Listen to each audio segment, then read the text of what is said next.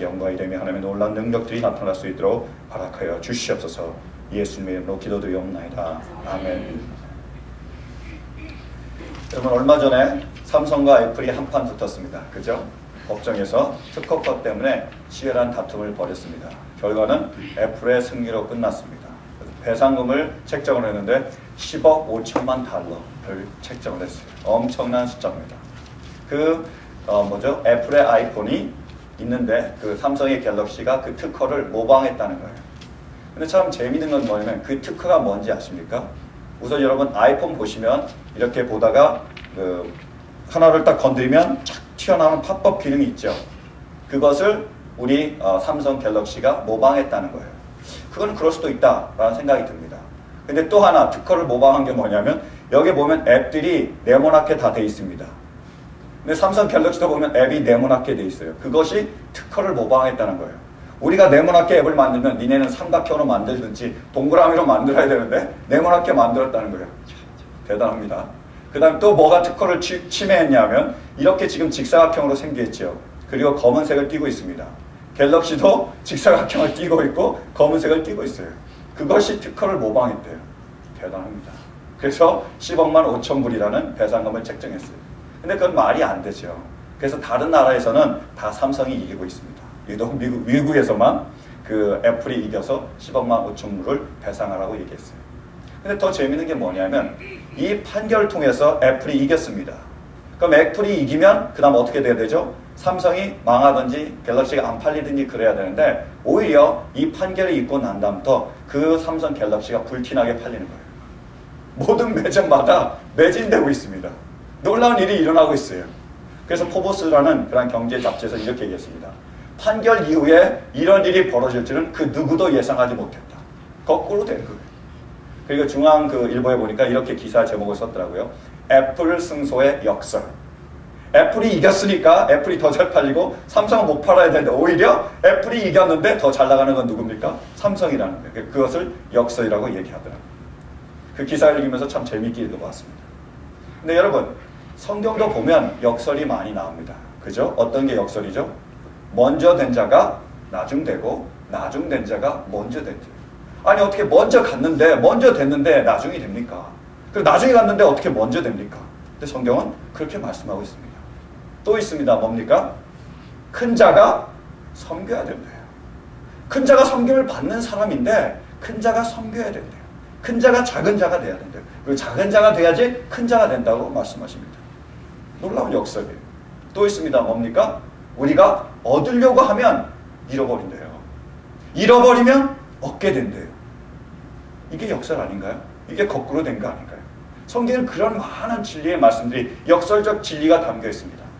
근데 저는 하루는 이것을 깊이 묵상하다가 이런 생각을 해봤습니다. 실은 성경이 세상을 정확하게 보고 있는 것이 아닌가. 하나님께서 세상을 정확하게 보고 계시는 것이 아닌가. 그래서 하나님의 말씀을 통하여 세상을 정확하게 보라고 말씀해 주고 계시는 것이 아닌가. 이 말이 뭐죠? 우리가 실은 거꾸로 된 게 아닌가. 내가 거꾸로 물고 나온 것처럼 뒤집어져서 세상을 보니까 이렇게 보고 있는데 하나님이 똑바로 보고 있으니까 내가 하나님이 거꾸로 보는 것처럼 거꾸로 말씀하시는 것처럼 여겨지는 것은 아닌가라는 생각을 하게 됐습니다. 여러분, 하나님이 거꾸로 말하고 있습니까? 아니면 우리가 거꾸로 보고 있습니까? 어떤 사람이 옛날 이야기입니다. 어떤 사람이 여행을 좋아하는 사람이 있었어요. 이 사람이 많은 나라를 돌아다니기 시작했습니다. 그래서 많은 경험들을 쌓고 재미있는 일도 당하고 여러 가지 많은 일들이 있었어요. 근데 이 남자가 하루는 어디에 갔냐면 눈이 하나, 외눈인 그러한 사람들만 살고 있는 나라에 갔습니다.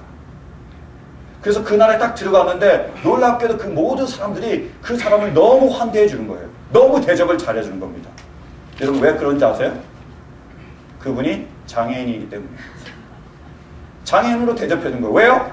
자기는 다 눈이 하나잖아요. 그런데 눈이 두 개인 사람이 온 거예요. 장애인이 온 거예요. 그래서 장애인으로 특별 대우를 받은 겁니다. 거꾸로 보고 있는 거죠. 실은 하나님 안에서 우리가 범죄함으로 인해서 세상이 거꾸로 바뀌었습니다. 아담과 하와가 범죄함으로 세상이 창조의 질서가 뒤집어진 거예요. 여러분, 에덴 동산에서는 창조의 질서가 바로 서 있었습니다. 뭐가 창조의 질서죠? 하나님이 위에 계시고 인간이 아래에 있었어요. 그것이 올바른 창조 질서입니다. 하나님이 위에 계시고 인간이 아래에 있으면 하나님의 뜻대로 세상은 정말로 아름답고 평화롭고 하나님 뜻에 맞춰서 정말로 행복한 그러한 세상이 될 수 있었습니다. 근데 아담과 하와는 어떻게 했죠? 이것을 뒤집어 버렸습니다. 누가 위로 올라갔습니까? 인간이 위로 올라갔어요. 누가 밑으로 갔죠? 하나님을 밑으로 보냈습니다. 인간이 위에 올라가고 하나님을 밑에 보내는 순간에 세상의 모든 창조 질서는 뒤집어지기 시작했어요. 그래서 지금 이 세상을 보면 거꾸로 가고 있습니다. 뒤집어져 있어요. 얼마 전 대만에서 난리가 났습니다. 왜냐하면 거기 환경부 장관이 남자들에게 이렇게 얘기했어요. 모든 남자들이여 이제부터 앉아서 소변을 볼지어다. 무슨 말인지 이해되세요? 여자들도 다 앉아서 보니까 너희들 다 앉아서 보라는 거예요. 그러니까 난리가 난 거예요. 그러면 당신이 한번 시범을 보여줘라. 뭐 대통령이 먼저 하면 우리가 하겠다. 또 어떤 사람이 이러더라고요. 모든 환경청 직원들이 다 남자들이 다 치마를 입고 근무하면 우리가 이제부터 앉아서 소변을 보겠다. 이렇게 얘기했습니다. 참 무슨 일이라고 생각하시죠? 근데 여러분 일본에서는 지금 30% 이상의 남자들이 앉아서 소변을 보고 있습니다. 그들이 최신식이라는 바지가 있어요. 어떤 바지인지 아세요? 앞이 막혀 있습니다. 그런 바지가 지금 일본에서 유행하는 최신식 바지예요. 거꾸로 가고 있습니다. 뿐만이 아니에요. 여러분 재미난 일은 뭐냐면 지금 동성애자들 뭐 동성애가 자유다, 동성애를 옹호해야 된다 이렇게 많은 얘기를 하지만 그분들을 위해서 광고가 나오는데 어떤 광고를 하는지 아세요? 기저귀 광고를 하고 있습니다. 그들의 잘못된 생생활을 위해서 정말로 많은 질병들이 생기는 거예요. 그 질병을 보호하기 위해서 그들이 지금 기저귀를 차고 있다는 거예요. 기저귀는 언제 차는 거죠? 어렸을 때 차잖아요. 그러다 어른이 되면 어떻게 되죠? 이제 기저귀를 빼잖아요. 근데 어른이 되고서 다시 또 기저귀를 차는 거예요. 거꾸로 돌아가고 있습니다. 뒤집어져 있어요. 뿐만이 아닙니다. 어머니가 아버지가 아들을 사랑하고 딸을 사랑해야 되잖아요. 자기 생명을 걸어서 그 아이들을 보호해줘야 되는데 부모가 아이를 굶겨 죽여요. 왜요? 자기 컴퓨터 게임하느라고. 아들이 딸이 부모를 당연히 공경해줘야 되잖아요. 근데 아들이 어떻게 합니까? 부모를 묶어서 구타해서 죽이는 거예요. 뒤집어져 있습니다. 세상은 거꾸로 돌아가고 있어요. 그래서 정말로 무서운 건 뭐냐면 우리의 두려움의 대상이 우리가 두려워하지 말아야 될 것을 우리가 두려워하고 있고 정말로 우리가 두려워할 대상을 우리가 두려워하지 않고 있다는 거예요. 사랑하는 성도 여러분, 이 시간 믿음의 눈을 바로 뜨시기 바랍니다. 똑바로 세상을 바라보시기 바랍니다. 그래서 두려워하지 말 것은 두려워하지 마십시오. 그러나 정말로 두려워할 것은 두려워할 수 있는 우리 모두가 될 수 있기를 간절히 바랍니다. 여러분 우리는 무엇을 두려워할 필요가 없습니까? 광풍을 두려워할 필요가 없어요. 말씀 보실까요? 우리 38절부터 40절까지 말씀입니다. 예수께서는 고물에서 베개를 베고 주무시고 계셨다. 제자들이 예수를 깨우며 말하였다. 선생님 우리가 죽게 되었는데도 아무렇지도 않으십니까? 예수께서 일어나 바람을 꾸짖으시고 바다더러 고요하고 잠잠하여라 하고 말씀하시니 바람이 그치고 아주 고요해졌다. 예수께서 그들에게 말씀하셨다. 왜들 무서워하느냐? 아직도 믿음이 없느냐? 예수님께서 광풍이 닥쳤을 때 제자들에게 책망하고 있습니다. 뭐라고 책망하십니까? 왜 믿음이 없느냐? 그리고 뭐라고요? 왜 두려워하느냐? 왜 너희는 광풍을 두려워하느냐? 왜 두려워할 필요가 없는 것을 두려워하느냐? 왜 너희는 믿음의 눈으로 바라지 못하고 있느냐라고 책망하고 있습니다. 여러분 우리는 광풍을 두려워할 필요가 없습니다. 왜 그런지 아세요? 광풍은 우리의 영혼을 해칠 수 없기 때문입니다. 물이 들어와서 그 광풍 때문에 그 배가 곤란을 겪을 수 있습니다. 물 때문에 결국에 전복될 수도 있어요. 우리의 육체의 생명은 서로 앗아갈 수 있습니다. 그러나 우리의 영혼은 건들 수 없는 거예요. 우리의 질병도, 우리의 가난도, 우리의 어떤 어려움도 우리의 영혼은 해할 수 없습니다. 그러면 우리는 그것들을 두려워할 필요가 없다는 거예요. 여러분 우리의 눈을 뜨면 우리에게는 육체가 보입니다. 근데 우리의 영혼의 눈을 뜨면 뭐가 보이죠? 영의 눈을 뜨면 영혼이 보이는 거예요. 우리에게는 육체와 영혼이 있습니다. 육체와 영혼 중에 정말로 우리 자신은, 우리의 본질은 무엇입니까? 육체가 우리의 본질인가요? 아니면 영혼이 우리의 본질입니까? 누가복음 12장에 보면 예수님께서 비유를 드십니다. 그리고 이렇게 말씀하세요. 너희는 무엇을 먹을까 무엇을 마실까 염려하지 말라. 이는 다 이방인들이 구하는 것이다. 목숨이 음식보다 중하지 않으며 너희의 그러한 몸이 의복보다 더 중하지 않으냐. 그러므로 뭐라고요? 너희는 먼저 그의 나라와 그의 의를 구하라고 우리에게 말씀하고 계십니다. 여러분, 목숨이 음식보다 중요합니다. 몸이 의복보다 중요한 거예요. 그러므로 먼저 하나님의 나라와 하나님의 의를 살 수 있는, 위에서 살 수 있는 우리 모두가 될 수 있기를 간절히 바랍니다. 근데 여러분, 우리의 몸이, 우리의 의복이 무엇입니까? 여러분, 지금 우리가 옷을 입고 있어요. 이게 의복입니까? 우리 지금 몸이 보이는 육체적인 몸이 있습니다. 이게 몸입니까? 육체적인 눈으로, 현실의 눈으로 바라보면 이것이 의복이고 이것이 몸입니다. 근데 영적으로 바라보면 그렇지 않습니다. 우리의 육체가 바로 의복이고 우리의 영혼이 몸이라는 거예요. 우리는 지금 육체를 입고 있습니다. 일정 기간이 지나면 우리는 이것을 벗게 되는 거예요. 영원토록 육체를 가지고 있는 사람이 없습니다. 언젠가는 벗게 돼요. 끝나고 마는 것입니다. 그러나 우리의 영혼은 어떻습니까? 영원히 존재하게 되는 거예요. 영원히 살아있게 되는 겁니다. 그것이 바로 우리의 몸이며 그것이 바로 우리의 목숨이라는 거예요. 그러므로 너희는 어떻게 하라고요? 이 옷과 같은 육체를 위하여 살지 말고 너의 본질인, 너의 본체인 영혼을 위해서 살아가라고 주님께서 말씀하신 겁니다. 그럼 어떻게 영혼을 위해서 살아갑니까? 그러므로 너희는 먼저 하나님의 나라와 하나님의 의를 구하라고 결론 지어주신 거예요. 여러분, 우리의 이 육체는 옷입니다. 언젠가는 벗어버리고 말 거예요. 정말로 중요한 건 뭡니까? 바로 우리의 영혼입니다. 이 말씀을 전하면 또 어떤 분들은 오해하는 분이 계세요. 그래서 제가 이것을 정리하기 원합니다. 여러분, 우리에게는 뭐가 있습니까? 육체가 있고 뭐가 있다고요? 영혼이 있습니다. 그러면 육체와 영혼 중에 어느 것이 중요합니까? 둘 다 중요합니다. 그죠? 왜요? 우리는 옷 벗고 살 수 없잖아요. 이 땅에서는 우리가 옷을 벗고 살 수 없습니다. 옷을 벗으면 그 다음 어떻게 되는 거죠? 하나님 나라에 가는 거예요. 그러므로 영혼도 중요하고 육체도 중요합니다. 저는 꿈을 꿀 때 이런 꿈을 꿀 때가 있어요. 어떨 때는 옷을 벗고 다니는 꿈을 꿀 때가 있어요. 그래서 너무 창피합니다. 막 숨어 다녀요. 근데 안타까운 건 뭐냐면 왜 옷을 안 입는지 모르겠어요. 꿈속에서. 입으면 끝날 텐데. 그래서 막 괴로워하다가 그 옷을 입을 때쯤이면 잠에서 깹니다.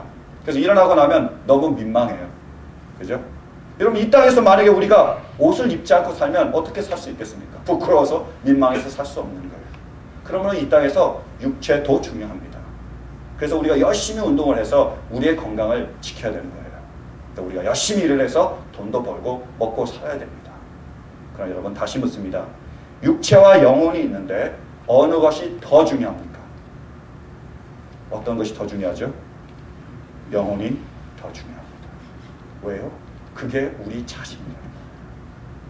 육체가 우리 자신이 아닙니다. 육체는 옷이에요. 언제든지 벗어버릴 수 있습니다.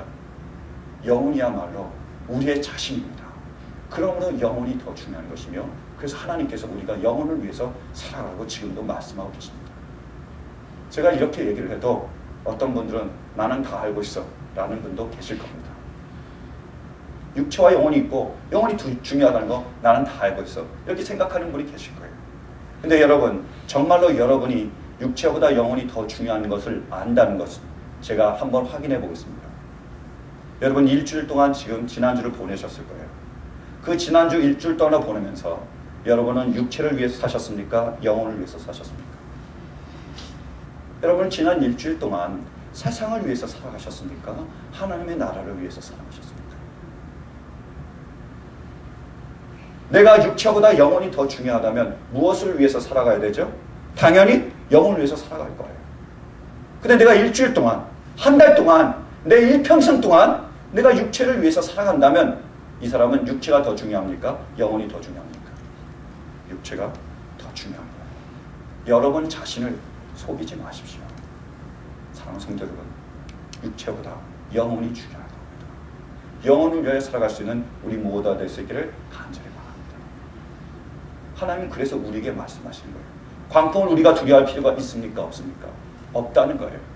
때로는 우리가 광풍을 만날 때가 있습니다. 우리의 사업이 너무너무 힘들어 도저히 견딜 수 없을 때가 올 수도 있습니다. 내가 건강이 너무나 악화돼서 내가 일어설 힘조차 없을 수도 있어요. 내가 사랑하는 이가 갑작스러운 사고를 당해서 큰 곤란 가운데 처할 수도 있습니다. 그런 광풍이 우리 안에 몰려들 수 있습니다. 예수님이 계시면 광풍이 없습니까? 예수님이 계셔도 광풍이 있었어요. 우리에게 그런 일들이 벌어질 수 있습니다. 그러나 그것을 두려워할 필요가 없다고 말씀하고 계십니다. 왜요? 그 어떠한 광풍도 그 어떠한 문제도 우리의 영혼은 해칠 수 없습니다. 그러면 우리는 광풍을 두려워하지 말아야 되는 거예요. 내 믿음이 있다면, 영혼을 바라보는 눈이 있다면 광풍을 두려워하지 않는 우리 모두가 될 수 있기를 간절히 바랍니다. 그러나 여러분, 정말로 우리가 두려워할 대상이 있습니다. 누굽니까? 하나님이세요. 우리는 하나님을 두려워해야 합니다. 왜냐하면 하나님은 우리의 육체와 영혼을 손에 쥐고 계시기 때문에 그분께 우리의 육체와 우리의 영혼의 생명이 달려 있습니다. 그러므로 우리는 그분을 정말 두려워해야 하는 것입니다. 우리 한번 말씀을 보실까요? 누가복음 12장입니다. 우리 함께 봉독하기 원합니다. 시작. 내 친구인 너에게 내가 말한다. 육신은 죽여도 그 다음에는 그 이상 아무것도 할 수 없는 자들을 두려워하지 말아라. 너희가 누구를 두려워해야 할지를 내가 보여주겠다. 죽인 다음에 지옥에 던질 권세를 가지신 분을 두려워하여라. 그렇다 내가 너에게 말한다. 그분을 두려워하여라. 누가 하신 말씀이죠? 예수님께서 하신 말씀이에요. 뭐라고 말씀하고 계십니까? 너희는 광풍을 두려워하지 말아라. 너희는 사람들을 두려워하지 말아라. 그것은 너희가 두려워할 대상이 아니다. 누구를 두려워하라고요? 하나님을 두려워하라고 말씀하고 계세요. 왜요? 그분은 우리의 영혼을 지옥으로 던지실 수 있는 분이기 때문입니다. 우리의 영혼을 손에 쥐고 계시는 분이에요. 그래서 그분을 두려워해야 한다고 말씀하고 계세요. 사랑하는 성도 여러분, 하나님을 두려워할 수 있는 우리 모두가 될 수 있기를 간절히 바랍니다. 왜요? 그분은 우리의 영혼을 쥐고 있기 때문에. 근데 제가 이렇게 말해도 감동이 없는 분이 계실 수도 있어요. 마음에 안 와닿는 그런 분도 계실 수 있다고 생각합니다. 그래서 제가 예를 하나 들기를 원해요. 베리칩의 예를 좀 들었으면 좋겠습니다. 여러분, 베리칩이 사진 있죠? 좀 보여주실래요? 바탕화면에 베리칩. 베리칩이 혹시 뭔지 아세요? 들어보셨습니까? 베리칩은 바로 저겁니다. 쌀알 크기만큼 작은 마이크로칩이에요. 저 안에 뭐가 들어가냐면 모든 우리의 개인적인 정보가 다 들어갈 수 있습니다. 내 이름, 내 나이, 내 주소, 내 가족, 그리고 또 내 모든 병력, 그러니까 병에 관한 기록들이 거기에 다 들어갈 수 있고 모든 정보가 저기에 다 들어갈 수 있어요. 저것을 저 쌀알 크기만 한 그런 칩에다가 정보로 다 담았습니다. 저게 바로 베리칩이에요. 근데 이제 의료보험 계획이 통과가 됐습니다. 그래서 2014년이면 아마 모든 사람들이 보험에 가입하게 될 거예요. 근데 그 의료보험 계약 안에는 어떤 내용이 담겨 있냐면 저 베리칩을 심는, 이식하는 그러한 계약법이 담겨 있어요. 그 이유가 뭐냐면 저 안에는 우리의 모든 병에 관한 기록들을 담을 수 있습니다. 그래서 응급 상황에 우리가 바로 대처할 수 있는 거예요. 이 사람이 고혈압을 앓고 있는지, 이 사람이 당뇨를 앓고 있는지, 어떤 병과 어떤 약들을 먹고 있는지 모든 정보가 다 담겨 있으니까 어떤 일이 당하더라도 우리가 급하게 응급처치를 할 수 있다는 거예요. 얼마나 편리합니까? 얼마나 좋은 겁니까? 그래서 그렇게 광고도 하고 있어요. 이것이 당신의 생명을 살릴 수 있습니다. 당신의 손자를 위한 가장 좋은 선물입니다. 이렇게 광고하고 있어요. 저 안에 그 모든 것을 담을 수 있습니다. 그래서 2014년부터 의료보험이 시작이 되면 우리가 저것을 몸에 심을 수 있다는 거예요. 근데 두려운 게 뭔지 아세요? 저것이 짐승의 표 666이 될 수 있다는 거예요. 그것이 두렵습니다. 여러분, 짐승의 표 666이 뭔지 아십니까? 우리가 그것을 받아도 됩니까? 안 됩니까? 안 됩니다. 왜요? 성경이 그렇게 우리에게 말씀하고 계시기 때문에. 한번 요한계시록 보실까요? 요한계시록 13장입니다. 우리 함께 봉독하겠습니다. 시작. 또 작은 자나 큰 자나 부자나 가난한 자나 자유인이나 종이나 할 것 없이 다 그들의 오른손이나 이마에 표를 받게 하였습니다. 누구든지 이 표를 가진 사람, 곧 그 짐승의 이름이나 그 이름을 나타내는 숫자로 표가 찍힌 사람이 아니면 아무도 팔거나 사거나 할 수 없게 하였습니다. 여기에 지혜가 필요합니다. 지각이 있는 사람은 그 짐승을 상징하는 숫자를 세어보십시오. 그 수는 어떤 사람을 가리키는데 그 수는 666입니다. 베리칩이 짐승의 표가 될 수 있는데요. 짐승의 표를 말세가 되면 우리가 다 받는다고 얘기하고 있습니다. 그게 뭐라고요? 666이에요. 근데 우리가 짐승의 표 666을 받으면 어떻게 될까요? 어떻게 됩니까?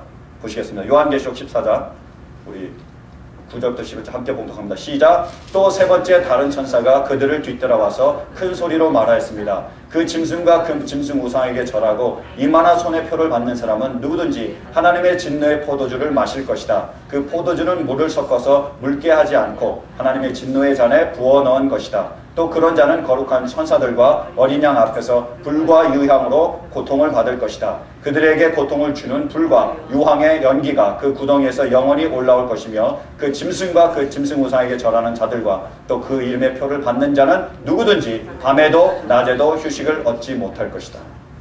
우리가 짐승의 표 666을 받으면 어떻게 된다고요? 지옥에 갑니다.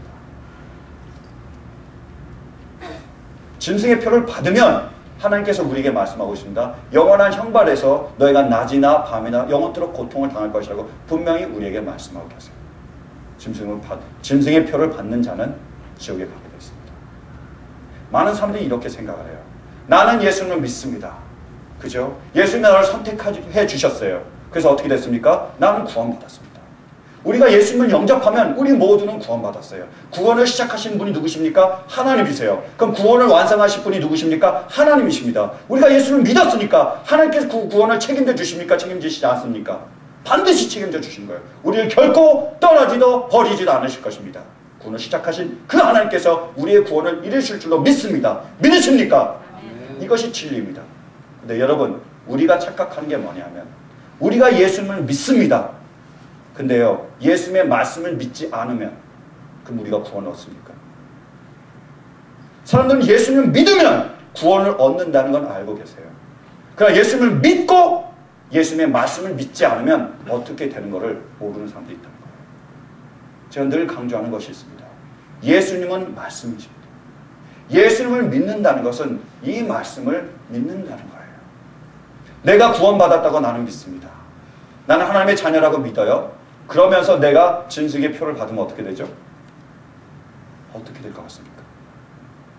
하나님의 말씀을 믿지 않는 겁니다. 하나님의 말씀을 믿지 않는 것은 예수를 믿지 않는 거예요. 예수를 믿지 않는 자들에게는 구원이 없습니다. 그러면 짐승의 표를 받으면, 저 말을 믿지 못하고 받으면 우리는 지옥에 갈 수 있는 거예요. 그게 두렵다는 겁니다. 여러분, 롯의 이야기를 기억하십니까? 하나님께서 롯을 선택하셨습니까? 선택하지 않으셨습니까? 구원하기를 정하셨습니까? 정하지 않으셨습니까? 정하셨어요. 그래서 롯을 구원하기 원하셨습니다. 그래서 하나님이 하신 일이 뭐죠? 롯에게 경고했다는 거예요. 롯을 구원하기 원하신 하나님께서 롯을 그대로 놔두지 않으시고 그러므로 이제 소돔과 고모라를 내가 멸망시킬 것이다 라고 그에게 경고했습니다. 그래서 너는 떠나라고 말씀하셨어요. 근데 롯이 하나님의 경고를 받고도 떠나지 않으면 어떻게 된 거죠? 같이 죽는 거예요. 그것이 바로 롯의 사회들이 이야기입니다. 롯이 이 경고를 받았어요. 하나님께서 지금 멸망시킬 것이라는 그 경고를 받았습니다. 그리고 그가 사위들에게 달려갔어요. 그리고 사위들에게 전합니다. 이제 하나님이 이 소돔과 고모라를 멸망시킬 거야. 나와 같이 떠나자라고 얘기했습니다. 근데 그들이 어떻게 했죠? 그것을 믿지 않았어요. 어떻게 됐습니까? 소돔과 고모라와 함께 멸망당하고 말았어요. 주님을 믿는 자는 말씀을 믿는 거예요. 말씀을 믿기에 그 말씀을 따를 수밖에 없습니다. 그러므로 구원을 우리가 받게 됩니다. 그것은 행해서가 아니라 우리가 이미 구원받았기 때문에 우리는 그 말씀을 믿게 되는 거예요. 우리가 구원받지 않았으면 우리는 믿을 수 없습니다. 믿을 수 있는 능력이 우리 안에 없어요. 우리가 말씀을 믿을 수 있는 자체, 그 자체가 바로 우리가 구원을 받았다는 증거입니다. 근데 그 사위들은 그 말을 믿지 않았습니다. 떠나지 않았어요. 죽었습니다. 롯의 처도 마찬가지예요. 하나님께서 뭐라고 말씀하시죠? 뒤를 돌아보지 말라고 분명히 경고하셨어요. 근데 롯의 처는 세상의 연한에서 뒤로 돌아왔습니다. 어떻게 됐습니까? 영원한 소금 기둥이 되고 말았습니다. 하나님께서 동일하게 우리에게 경고의 말씀을 주신 거예요. 뭐라고요? 짐승의 표를 받으면 여러분 어떻게 됩니까? 반드시 지옥에 갑니다. 왜요? 말씀이 그렇게 얘기하고 있기 때문입니다. 말씀이 진리이기 때문이에요. 근데 우리는 그 다음에 질문할 게 있습니다. 이 베리칩이 정말로 666이라는 거예요. 이것은 짐승의 표일 수도 있고 아닐 수도 있습니다. 왜 그렇습니까? 성경에 어디에 그 구절에 베리칩이 짐승의 표다 이렇게 나와 있습니까? 그럼 참 편했을 텐데 베리칩이 짐승의 표다 그러면 우리가 베리칩을 아마 안 받았을 거예요. 근데 성경에는 어느 구절에도 베리칩이 짐승의 표다라고 얘기하지 않습니다. 그럼 성경학자들도 둘로 나뉘어요. 이게 짐승의 표다, 베리칩이, 아니면 아니다. 이걸로 나뉘고 있습니다. 근데 여러분, 베리칩이 6661, 짐승의 표일 가능성이 있다는 거예요. 그래서 제가 그것을 경계하고 있습니다. 첫 번째 가능성은 뭐냐면, 여러분, 짐승의 표라는 단어에서 그 원어는 카라그마입니다. 그 뜻이 뭐냐면 피부를 뚫고 표시를 했다는 거예요. 여러분, 우리가 생각하는 것처럼 뭐 바코드에서 이렇게 도장 받는 것, 그것은 인입니다. 성령의 인을 받았을 때 그 도장을 받았다. 그것을 인으로 표현하고 있는 거예요. 근데 여기서는 표라고 나와 있습니다. 인이 도장이 아니에요. 그 표가 뭐냐 하면 피부를 뚫는다는 그러한 원어적인 의미를 가지고 있는 거예요. 여러분, 베리칩을 어떻게 몸에 이식하는지 아십니까? 바로 주사 바늘로 안에다가 피부를 뚫어서 집어넣는 거예요. 가능성이 있다는 겁니다. 또 가능성이 있습니다. 뭐냐면 그 짐승의 표의 가장 큰 특징이 뭡니까? 왜 짐승의 표를 쓰는 거죠? 물건을 사고 팔기 위해서. 매매의 수단으로 이 짐승의 표가 사용된다는 거예요. 근데 여러분, 우리가 왜 베리칩을 넣을까요? 편리하기 위해서. 나중에 이 베리칩이 우리의 화폐를, 돈을 대신하게 된다는 거예요. 그것을 위해서 지금 세계는 계속 변화하고 있고 세계는 준비하고 있습니다. 뭐를 준비하고 있죠? 지금 유럽연합이 생겼습니다. 뭐가 하나로 통일됐습니까? 화폐가 하나로 통일됐어요. 유로를 쓰고 있습니다. 그런데 여러분, 미국에서도 지금 아메리카에서도 화폐가 하나로 통일되는 거 아십니까? 캐나다와 미국과 지금 멕시코가 연합을 해서 화폐를 아메로라는 그런 화폐를 준비하고 있습니다. 그래서 캐나다에서 어떤 정부 그걸 발표한 적이 있어요. 우리는 더 이상 화폐를 만들지 않겠다. 왜요? 이제는 다른 화폐를 쓸 겁니다. 그것을 준비하고 있습니다. 모든 통화가 하나로 통일되고 있어요. 모든 화폐가, 돈이 하나로 통일되고 있습니다. 그걸 어디다 이제 집어넣으면 되는 거죠? 저 칩에다가 집어넣으면 되는 거예요. 저걸로 물건을 사고 팔 수 있습니다. 충분히 그것을 상용화시키고 있어요. 여러분, 얼마나 편합니까? 그죠? 우리가 돈을 들고 다니지 않으면 분실의 위험이 없습니다. 제일 위험할 때가 언제죠? 도박해서 돈 딸 때. 그때가 제일 위험하잖아요. 현금을 많이 가지고 있으니까. 근데 저거에 칩이 있으면 우리가 아무런 걱정을 할 필요가 없어요. 저걸로 다 장사하고 다 하면 됩니다. 그것이 그걸로 위해 쓰여지기 위해서 준비되고 있다는 거예요. 분명히 이 베리칩은 짐승의 표가 될 가능성이 있습니다. 제가 여러분께 물을게요. 여러분, 저 베리칩을 받으시겠습니까? 받지 않으시겠습니까? 어떤 분이 저한테 물어봤어요. 받을 거냐고. 저는 받지 않을 거라고 얘기했습니다. 저와 제 가족은 절대로 베리칩을 받지 않을 겁니다. 철저하게 제가 계산을 해봤기 때문에요. 두 가지 가능성을 생각해 봤습니다. 자, 베리칩을 받지 않으면 어떻게 될까? 베리칩을 받지 않으면 제가 물건을 살 수도 없습니다. 그리고 제가 병이 나도 치료를 받을 수도 없어요. 저는 원시 시대처럼 살아가야 됩니다. 어쩌면 제가 굶어 죽을 수도 있어요. 어쩌면 제가 병들어 죽을 수도 있습니다. 어쩌면 우리 가족이 다 그런 고통을 당할 수도 있습니다. 근데 여러분, 저는 육체보다 영혼이 중요합니다. 저걸 받아서 제 영혼을 주는 것보다 저는 그 길을 가길 원하는 거예요. 그러므로 제가 굶어 죽으면 어떻습니까? 더 빨리 하늘나라 가잖아요. 제가 병들어 죽으면 어떻습니까? 더 빨리 하나님 나라가 내가 갈 수 있는 거 아닙니까? 그러나 내가 만약에 저 베리칩을 받으면 어떻게 될까요? 제가 저 베리칩을 받으면 저는 더 편할 수 있습니다. 상거래 마음대로 할 수 있어요. 병원에 마음대로 갈 수 있습니다. 아무런 문제가 없어. 이 땅 가운데서 제가 육체적으로 편하게 살아갈 수 있습니다. 그리고 남들도 다 받아요. 뭐가 문제입니까? 다 할 수 있습니다. 근데 만약에 저 베리칩이 짐승의 표라면 어떻게 하시겠습니까? 그러면 우리의 영혼은 죽는 겁니다. 전 그 1%의 가능성이 있더라도 그 베리칩을 거절할 겁니다. 왜요? 저는 육체보다 영혼이 중요합니다. 저는 우리 가족의 육체보다 영혼이 더 중요한 것을 믿기 때문에. 베리칩이 정말로 짐승의 표가 아니면 어떻습니까? 저는 이 땅에서 엄청나게 고통받을 거예요. 그죠? 헛고생을 할 겁니다. 그러나 안전을 위해서라면, 제 영혼을 안전을 위해서라면 저는 충분히 그럴 가치가 있다고 제가 믿기 때문이에요. 사랑하는 성도 여러분, 이것이 바로 지금 우리 눈앞에 펼쳐지고 있는 우리의 얘기입니다. 공상과학 영화에서 나오는 얘기가 아니에요. 지금 철저하게 준비되고 있고 지금 우리 가운데서 펼쳐지고 있습니다. 여러분, 여러분의 영혼이 중요하십니까? 여러분의 육체가 중요하십니까? 육체가 중요하다면 하나님 무시하도 좋습니다.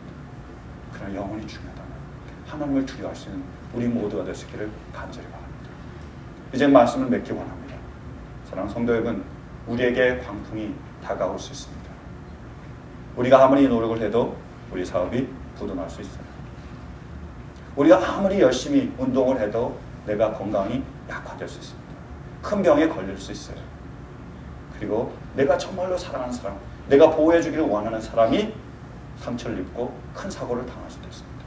그런 큰 광풍이 우리 안에 닥칠 수도 있습니다. 그러니까 여러분, 광풍을 두려워하지 마십시오. 우리는 광풍을 두려워할 필요가 없습니다. 왜요? 그 어떠한 광풍도 우리의 영혼을 해칠 수가 없습니다. 광풍은 우리가 두려워야 될 것이 아닙니다. 정말로 여러분, 두려워할 사람이 있어요. 두려워할 분이 계세요. 우리 하나님을 두려워할 수 있는 우리 모두가 되시기를 간절히 바랍니다. 여러분, 더 이상 하나님을 우습게 보지 마십시오. 하나님을 무시하지 마세요. 하나님을 천대하지 마십시오. 하나님은 하나님을 존중하는 자를 존중하십니다. 그러나 하나님을 멸시하는 자를 하나님께서 존중하지 않으세요. 우리가 구원을 받았다고 우리의 하나님의 자녀라고 기고만장하고 계십니까? 분명히 하나님께서 말씀하고 계십니다. 내가 존중하는 자를, 나를 존중하는 자를 내가 존중할 것이고 나를 멸시하는 자를 내가 경멸하겠다고 하나님께서 말씀하고 계십니다. 눈을 뜨십시오. 여러분, 우리의 영이 깨어나길 원합니다. 정말로 이제는 거꾸로 세상을 보는 것이 아니라 거꾸로 하나님을 보는 것이 아니라 정말로 이제는 바로 볼 수 있는 우리 모두가 될 수 있기를 간절히 바랍니다. 여러분, 하나님은 하나님이십니다. 하나님은 하나님이세요. 우리가 무시할 수 있는 분이 아닙니다. 우리가 아무렇게나 대할 수 있는 분이 아니에요. 우리의 영혼을 주고 계시는 분입니다. 언제든지 그분이 원하시면 우리를 지옥으로 던질 수 있는 분입니다. 그분이 우리를 사랑하시게 지금도 천국으로 인도하시는 분입니다. 영원한 생명, 우리의 본질을 손에 쥐고 계시는 분이에요. 그분은 언제까지 우리가 경멸할 것입니까? 우리가 그분을 언제까지 무시할 거예요? 그분의 말씀을 우리가 언제까지 이렇게 하찮게 다룰 것입니까? 두렵지 않으십니까? 여러분, 그러한 두려움이 우리 안에 회복되길 원합니다. 이 두려움으로 하나님을 하나님으로 섬길 수 있는 우리 모두가 될 수 있기를 간절히 바랍니다. 여러분, 마음을 여십시오. 여러분, 눈을 여세요. 여러분, 귀를 여십시오. 이 시간 들려주는 하나님의 말씀을 들으십시오. 하나님은 하나님이십니다. 천지창조를 지으시고 우리를 다스리실 뿐만이 아니라 지금 이 모든 것을 손에 주시고 우리를 지켜보고 계시는 분이십니다. 그분을 두려워할 수 있는 우리 모두가 되시기를 간절히 바랍니다. 왜요? 그분을 두려워할 때에, 그분의 말씀을 두려워할 때에 우리 영혼이 살아날 수 있기 때문에, 그것이 이것을 바라보는 것이기 때문에 여러분, 이제는 더 이상 세상을 거꾸로 보지 마십시오. 세상 사람들이 바라보는 것처럼 하나님을 그렇게 바라보지 마십시오. 이제는 우리의 믿음이 눈이 트여서 하나님을 바라볼 수 있길 바랍니다. 하나님을 하나님으로 섬기며 하나님을 하나님으로 경배하며 우리의 온 몸과 마음을 다하여 정성을 다하여 그분을 존중하며 그분을 섬기며 그분을 경배할 수 있는 우리 모두가 될 수 있기를 간절히 바랍니다. 이런 하나님을 공경하는 마음, 하나님을 두려워하는 마음이 우리 안에 가득 찰 수 있기를 간절히 축원합니다. 이 마음이 우리 안에 가득 차면 하나님께서 우리를 크게 사용하시며 하나님의 놀라운 그 은혜 가운데 우리를 거하게 하실 것입니다. 사랑하는 성도 여러분, 주님이 부르시는 그날까지 하나님을 두려워하시며 하나님을 경외하시며 하나님만을 참되게 섬길 수 있는 그분의 말씀만을 바르게 따를 수 있는 우리 모두가 될 수 있기를 간절히 축원합니다. 기도하시겠습니다. 여러분, 이 시간 기도하실 때